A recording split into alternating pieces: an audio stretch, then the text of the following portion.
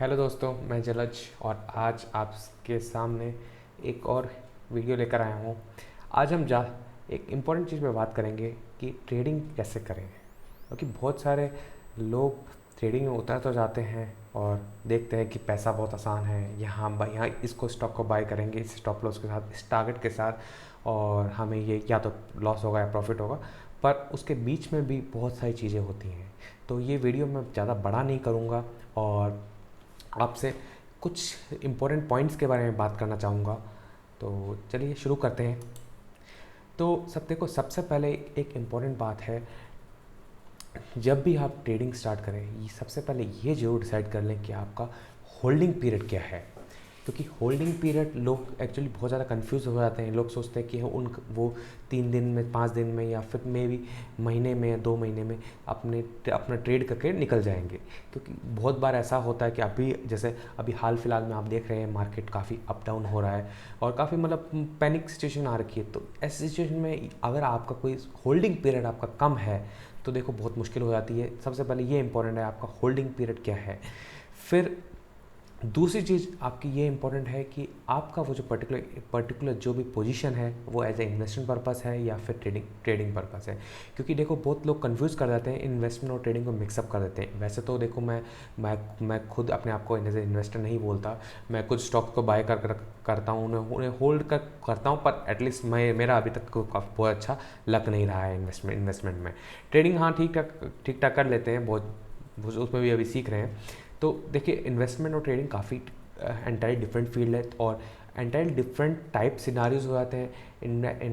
Investment में का duration काफ़ी लंबा होता है। तो जब भी आप इन्वेस्टमेंट करें ये ज़रूर देख लें कि ना आप उस पर्टिकुलर पोजीशन के लिए कि आपका क्या टाइम फ्रेम है। क्योंकि इन्वेस्टमेंट में लोग अगर 20% भी डाउन हो जाए स्टॉक तो उसको और बाय करना अच्छा समझेंगे। पर एक एज ए ट्रेडिंग पर्पस में मैं ऑब्वियसली जब स्टॉक 25% डाउन चला जाएगा मेरे बाय प्राइस से, तो मैं उसको एज ए एवरेज आउट या बाय आउट नहीं करूँगा।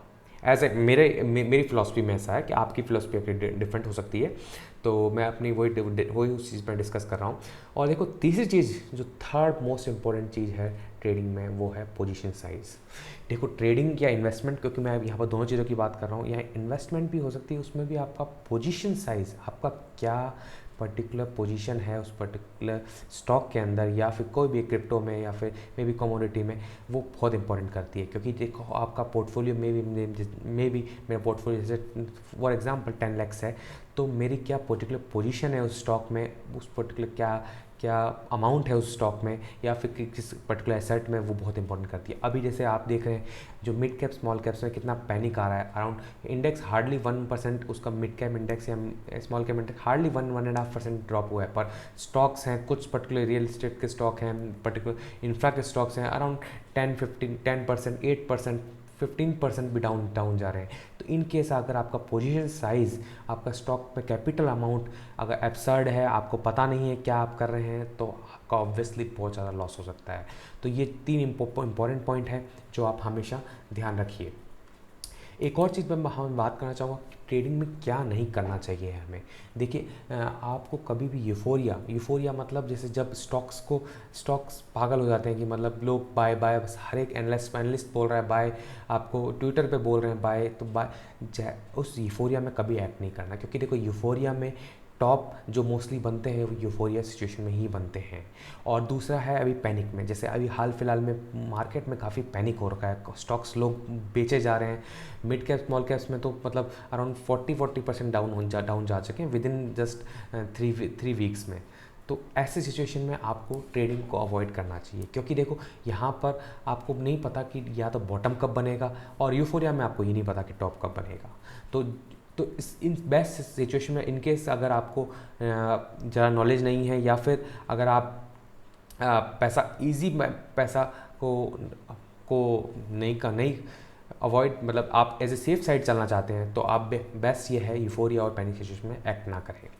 दूसरा बात है कि आपका पोजीशन साइज़ जो स्टॉक के अगेंस्ट में है, जो भी जैसे कोई भी स्टॉक लेते हैं आप उसका पर्टिकुलर साइज़ देख लें, जैसे मिड कैप है, स्मॉल कैप है, माइक्रो कैप। जैसे मैं काफ़ी टाइम से एल पे बुलिश हूँ, तो एल हार्डली अराउंड 4-5% ड्रॉप हुआ है अपने हाई से, कि एल एक लार्ज कैप स्टॉक है, ये इतना ड्रॉप नहीं हो सकता।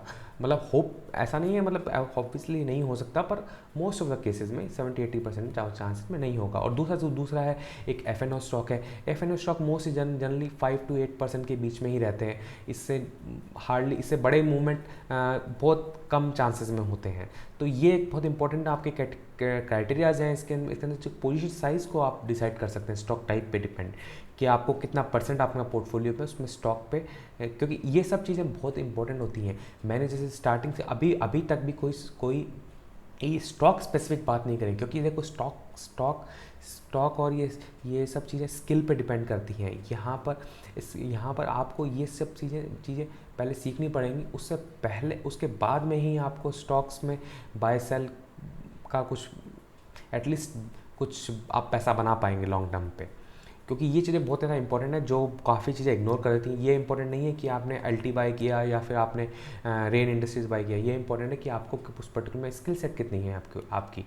और तीसरी एक क्लास इंपॉर्टेंट बात करना बोलूँगा कि आपका जो पर्टिकुलर स्टॉक का जो जिसमें पोजीशन आप ले रहे हैं उसमें आपका होमवर्क है या नहीं। जैसे मैं काफ़ी अपने ट्रेडिंग व्यू का सेटअप मैंने आपको शेयर किया है, तो मैं उस ट्रेडिंग व्यू में काफ़ी अपना मतलब होमवर्क रखता हूँ, और जिसमें आपकी ट्रेंड लाइन्स बनी होती है, ये इनकेस जो भी सपोर्ट रेशियोज मेंशन होते हैं, जिससे मैं आपको अपने हिसाब से एक्ट कर सकता हूँ। तो वो आपका होमवर्क जितने सही है। देखो trading as a one man game है, सोलो गेम रहता है क्योंकि हम एक एज ए हेज फंड या फिर बड़े as a fund manager type के काम नहीं कर रहे, हम एज ए रिटेल इन्वेस्टर हैं, तो हमारा as a mostly solo game ही रहता है।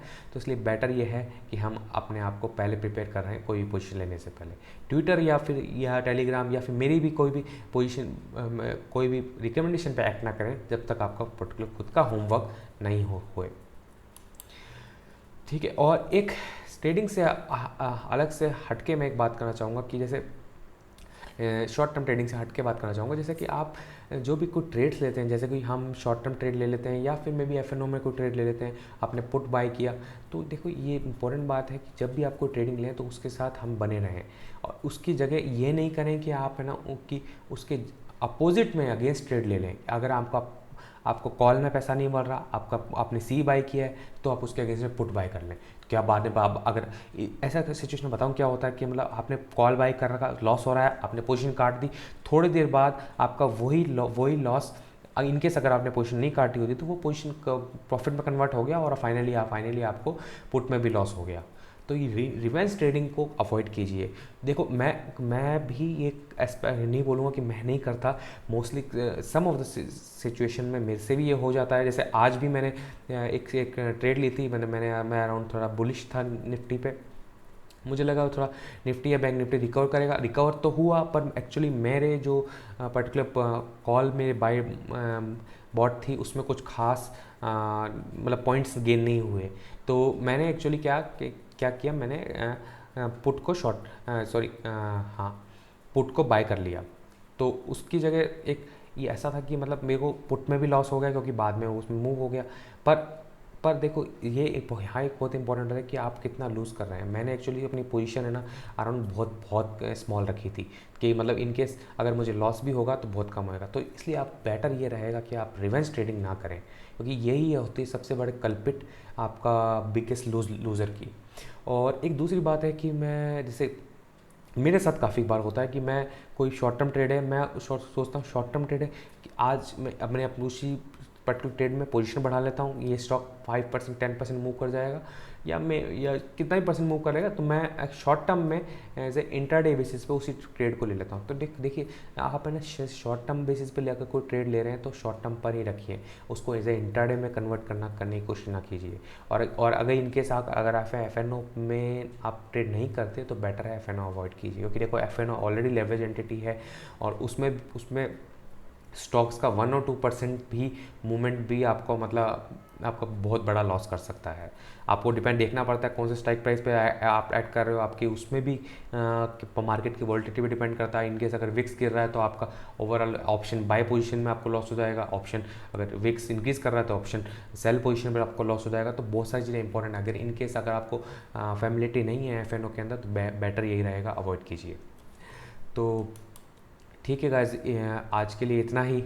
इनकेस अगर आपके पास और भी कोई क्वेश्चंस हों और तो आप मुझसे पूछ सकते हैं मेरे टेलीग्राम हैंडल पे या फिर इसमें कमेंट करके। टेलीग्राम हैंडल है मेरा जलज IITR।